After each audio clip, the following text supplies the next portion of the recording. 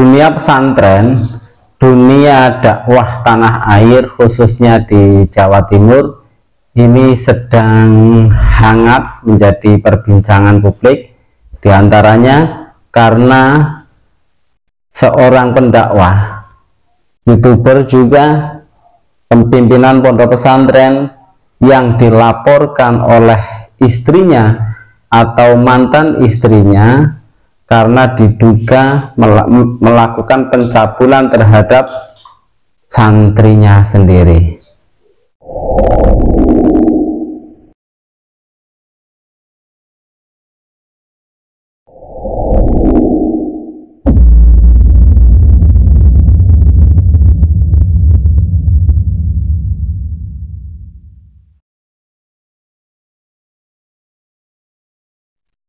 Assalamualaikum warahmatullahi wabarakatuh. Alhamdulillahirabbil alamin wassalatu wassalamu ala asrofil anbiya'i wal mursalin sayyidina wa maulana Muhammadin wa ala alihi wa sahbihi ajma'in, amma ba'du. Oke, teman-teman yang dimuliakan oleh Allah Subhanahu wa taala. Kali ini kita akan membahas tentang sesuatu yang lagi hangat menjadi perbincangan di tanah air.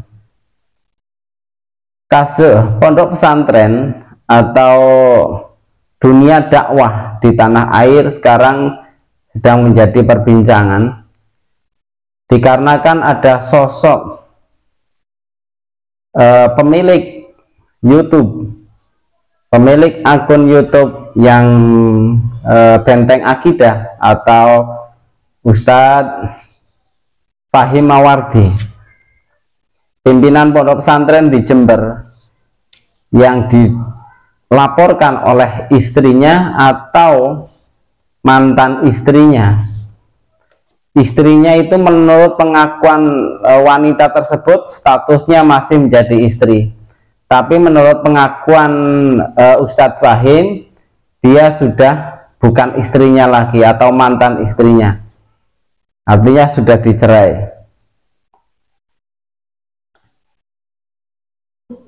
Istrinya atau mantan istrinya melaporkan Ustadz Fahim telah melakukan pelecehan seksual terhadap santri-santrinya.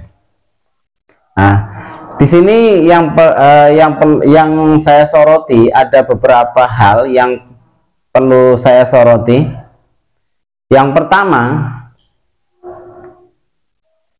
Ustadz Fahim selaku sebagai pimpinan pondok pesantren adalah manusia biasa, bukan nabi, bukan malaikat. Artinya seorang ustadz pun itu manusia biasa yang pasti bisa saja terperosok pada sesuatu yang dosa, bisa saja terperosok pada jurang kenistaan, bisa saja terperosok pada perbuatan yang asusila, bisa saja terperosok pada dosa besar, karena beliau adalah manusia biasa, bukan nabi, bukan malaikat.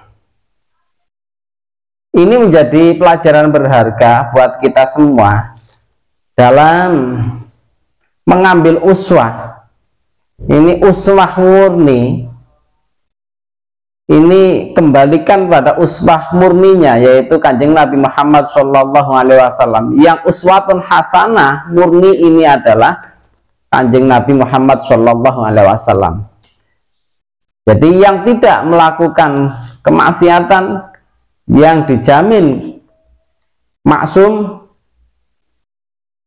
Tetapi ketika kita mengambil suri tauladan terhadap salah satu ulama tanpa pilih-pilih, ini akan menyebabkan kita itu kecewa.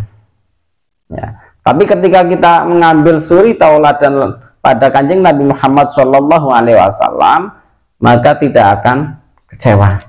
Ini yang pertama. Ya. Yang kedua, tadi saya sampaikan bahwa Ustadz Fahim ini adalah manusia biasa yang mungkin saja bisa saja terperosok. Ya. Terlepas dari benar atau salah yang dilaporkan oleh istrinya atau mantan istrinya, Yang jelas Ustadz Fahim adalah manusia biasa yang bisa saja melakukan hal tersebut. Apalagi kesempatannya banyak.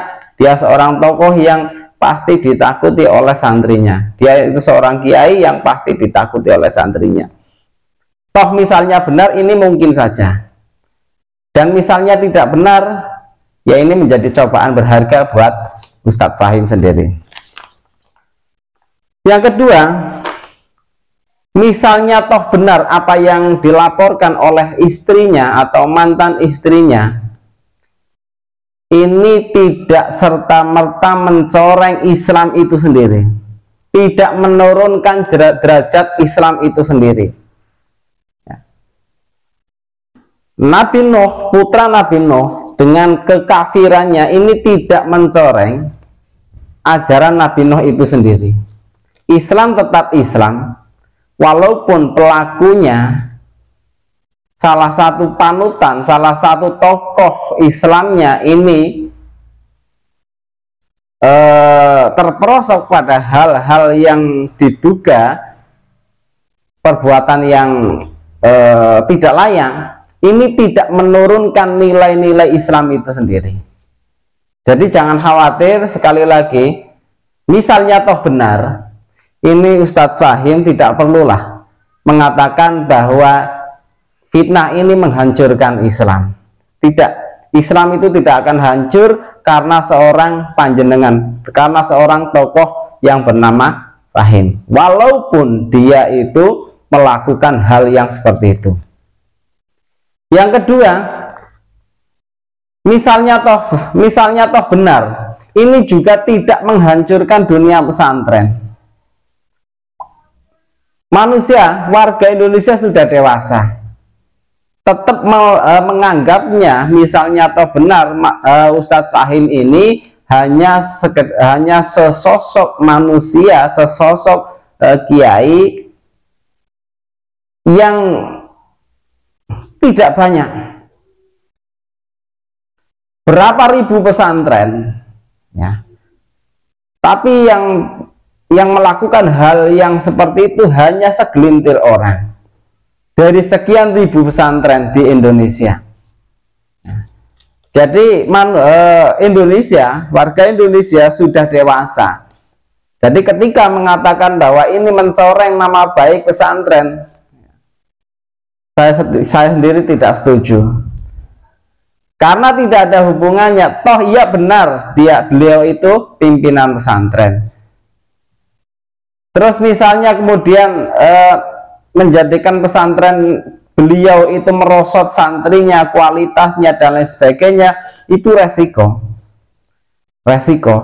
Misalnya benar dia itu melakukan, ya ini resiko orang yang melakukan hal semacam itu. Misalnya tidak benar, ini menjadi ujian beliau.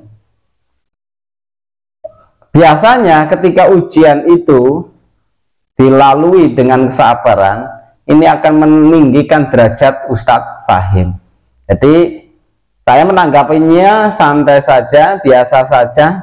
Misalnya dia benar itu, misalnya dia benar melakukan hal yang semacam itu, ya, ini resiko yang harus diambil. Resiko beliau ketika pesantrennya kemudian turun drastis kualitas kuantitasnya. Misalnya tidak benar, ini akan menjadi ujian berharga buat beliau. Biasanya ujian itu akan menambah derajat beliau. Ya.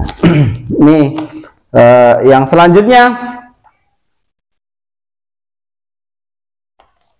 bagaimanapun, misalnya dia benar, ini tidak akan mengurangi nilai-nilai Islam. Nilai-nilai Islam itu tetap luhur, tidak akan turun karena satu kasus itu. Nah, karena tetap Islam memandang bagaimanapun pelakuan yang dilakukan Ustadz Fahim, Islam memandang Ustadz Fahim adalah umat manusia, umat Islam, misalnya salah ya harus dihukum. Islam tidak melihat dia itu pimpinan pesantren, dia itu warga biasa dan lain sebagainya, dia itu pendakwah, itu tidak melihat itu. Tapi Islam melihat ketika dia itu salah ya dihukum, ketika tidak salah ya dibebaskan. Itu aja, sederhana. Jadi dalam melihat hal ini kita biasa-biasa saja, nggak usah ditanggapi dengan sesuatu yang wah gitu. Namanya Ustadz Fahim itu manusia biasa, misalnya salah itu wajar, misalnya walaupun dia itu tokoh tetap dia itu manusia biasa. Wallahu alam, wallahul muwaffiq ila aqwamit thoriq. Wassalamualaikum warahmatullahi wabarakatuh.